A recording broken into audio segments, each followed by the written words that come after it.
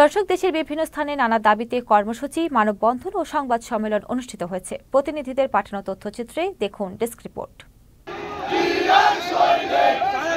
ছাত্র জনতার উপর গুলি চালানোর অভিযোগে সাবেক প্রধানমন্ত্রী শেখ হাসিনার ফাঁসির দাবিতে এবং ষড়যন্ত্রকারীদের বিরুদ্ধে গাজীপুরের শ্রীপুরে বিক্ষোভ মিছিল করেছে বিএনপি। মঙ্গলবার উপজেলার জৈনাবাজার এলাকায় আব্দুল আওয়াল ডিগ্রি কলেজের সামনে বিক্ষোভ মিছিল করে বিএনপি নেতাকর্মীরা। বাগেরহাট সদর উপজেলা বিএনপির নবঘোষিত কমিটিকে বিতর্কিত উল্লেখ করে সংবাদ সম্মেলন করেছেন বিএনপি নেতারা।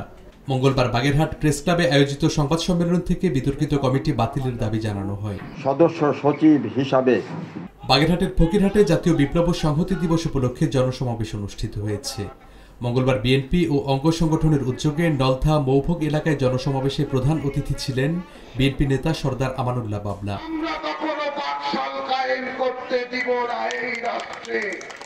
নারায়ণগঞ্জের রূপগঞ্জে আওয়ামী লীগের ছত্রছায়ায় সন্ত্রাসী কর্মকাণ্ডের অভিযোগে আবুল হাশেম মোল্লার দ্রুত গ্রেপ্তার এবং শাস্তির দাবিতে মানববন্ধন করেছে এলাকাবাসী। মঙ্গলবার উপজেলার কায়েতপাড়া ইউনিয়নের কামসাইর এলাকায় এই কর্মসূচি পালন করেন তারা। জমি দখল সম্পূর্ণ এই হাশেম মোল্লার আন্ডারেই চলত। পটুয়াখালীর কলাপাড়ায় নানা আয়োজনে বিশ্ব শিশু দিবস পালিত হয়েছে। বুধবার একতা ও উদীয়মান গ্রাম উন্নয়ন সংগঠন এবং স্টুডেন্ট ক্লাবের আয়োজনে বিশ্ব শিশু দিবস পালিত হয়। খুলনায় পাটকল শ্রমিকদের বকেয়া পাওনা পরিশোধের দাবিতে বিজেএমসির আঞ্চলিক কার্যালয় ঘেরাও কর্মসূচি পালন করেছে শ্রমিকরা। বুধবার নগরীর চরেরহাট এলাকায় এই কর্মসূচি পালন করেন তারা। দৌলতপুর জুট মিল এবং খালিশপুর জুট মিলের শ্রমিকরাও সকালে বিক্ষোভ মিছিল বের করে। পঞ্চগড় সদর উপজেলায় জমি দখল, হামলা, ভাঙচুর এবং লুটপাটের অভিযোগে মিথ্যা মামলা দিয়ে হয়রানির অভিযোগে সংবাদ সম্মেলন করেছে এক ভুক্তভোগী পরিবার। প্রতিবেশী শাহজাহান আলীর পরিবারের বিরুদ্ধে মঙ্গলবার উপজেলার মিঠাপুকুর এলাকায় নিজ বাড়িতে সংবাদ সম্মেলন করেন ভুক্তভোগী পরিবারের সদস্য রহিমা বেগম। এটা সম্পূর্ণ মিথ্যা, কেউ কোনোদিন বলতে পারবে না এখানকার এলাকাবাসী জয়নাল কি আইনুলের এরকম কোনো চরিত্র আছে।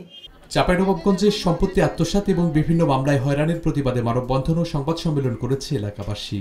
পারদিলালপুর চাইপাড়া গ্রামের ইরফান আলীর বিরুদ্ধে বুধবার সকালে শিবগঞ্জ উপজেলার পারদিলালপুর গ্রামে ঘণ্টাব্যাপী মানববন্ধন অনুষ্ঠিত হয়।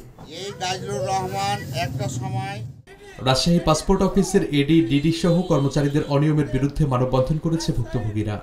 সকালে পাসপোর্ট অফিসের সামনে এই মানববন্ধন অনুষ্ঠিত হয়।